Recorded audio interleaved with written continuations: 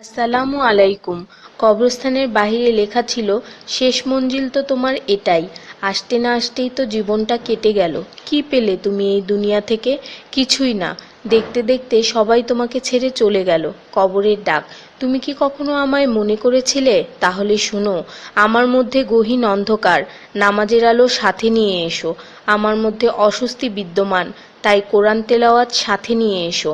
আমার মধ্যে আছে বিষাক্ত পোকামাকড়, সাপ বিচ্ছু, তাই সাথে করে রাসূল সাল্লাল্লাহু ও আহলে বায়তের প্রেম নিয়ে এসো। আমার মধ্যে আছে আগুন, তাই খোদাভীতির শীতল পানি নিয়ে এসো। মেসেজটি নিজের মোবাইলে সংরক্ষিত কন্টাক্টের সব মুসলিম ভাই বোনদের সেন্ড করুন। কে জানে, হয়তো কেউ আমল করাতে আপনারও গুনাহ মাফ হয়ে যেতে পারে।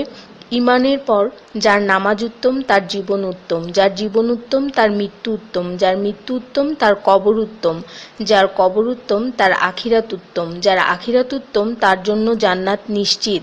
সো ডোন্ট মিস নামাজ। সোয়াবের জন্য হলেও অন্ততপক্ষে একজন বন্ধুকে তো অবশ্যই এই মেসেজটি সেন্ড করুন। আল্লাহ আমাদের উপর সন্তুষ্ট হন, আমিন। 5 জায়গায় হাসাহাসি করা সাধারণ গুনার চেয়ে 25 গুণ অন্যায়। 1. কবরস্থানে। 2. জানাজার পিছনে। 3. কোনো মজলিসে। 4. কোরআন তেলাওয়াতের সময়। 5. মসজিদে। শুধু একবার কাউকে পাঠান, অনেক মানুষ এসব গুনাহ করা থেকে বেঁচে যাবে। একা আছেন, আল্লাহকে স্মরণ করুন। কষ্টে আছেন, মোহাম্মদ ও আলে মুহাম্মদের উপর দরুদ পড়ুন। মন খারাপ থাকলে ইয়া হাইয়ু ইয়া কাইয়ুমও পড়ুন। টেনশনে থাকলে ইয়া রাহিমও পড়ুন। ফ্রি থাকলে মেসেজটি ফরওয়ার্ড করুন। হে আল্লাহ, আমার উপর এবং তোমার নবীর উম্মতের সকল সদস্যদের উপর তোমার রহমত বর্ষণ করো, আমিন। তথ্য: আপনি কি জানেন পবিত্র কোরআন শুনলে ক্যান্সার হয় না? আর যদি ক্যান্সার সেল শরীরে থেকেও থাকে তাহলে তাও মারা যায়। দীর্ঘ সময় ধরে আল্লাহকে সেজদা দিলে জ্ঞান ও বুদ্ধিশক্তি বাড়ে। মাথা ব্যথার সমস্যা হয় না। চুল পড়া দূর হয়ে যায়। এই মেসেজটি ফরওয়ার্ড করতে শয়তান আপনাকে বাধা দিবে, কিন্তু আপনি এটা হতে দিবেন না। আর সব কন্ট্রাক্ট নাম্বারে সেন্ড করে দিন।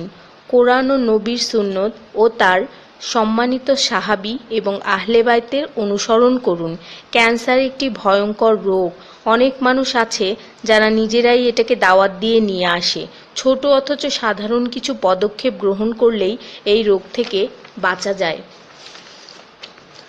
বেশিরভাগ মানুষ খাবারের পরপরই পানি পান করে নেয়। খাবারের পর পানি পান করলে রক্তে বিদ্যমান ক্যান্সারের জীবাণু থেকে তৈরি হওয়া ক্যান্সার সেলগুলোকে অক্সিজেন সরবরাহ করে। নবী পাক সাল্লাল্লাহু বলেছেন, খাবারের আগে পানি পান করা শেফা। খাবারের পরপরই পানি পান করা কলেরা রোগের কারণ, তাই সর্বোত্তম হলো খাবার শেষ করার কিছুক্ষণ পর পানি পান করা। তিনি আরও বলেছেন, 1 চিমটি লবণ খেয়ে খাবার শুরু করো আর 1 চিমটি লবণ দিয়ে খাবার শেষ করো। এ কথাগুলো তাদেরকেও জানিয়ে দিন যারা আপনার কাছে জীবনের চেয়েও প্রিয়। যদি কোনো ব্যক্তি ঘুমানোর সময় 21 বার বিসমিল্লাহির রহমানির রহিম পড়ে, আল্লাহ তখন ফেরেশতাদেরকে হুকুম দেন এই ব্যক্তির প্রতিটি নিঃশ্বাসের বদলে নেকি লেখা হোক।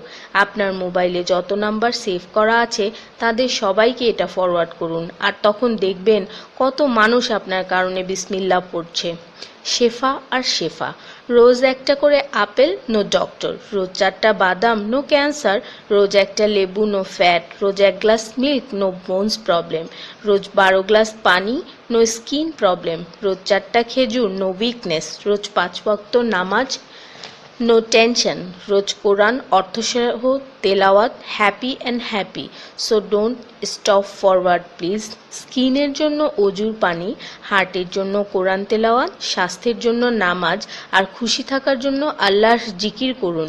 জেনে রাখবেন, ভালো কথা প্রচার করা সৎকার সমতুল্য, সাথে 30 লাখ নেকি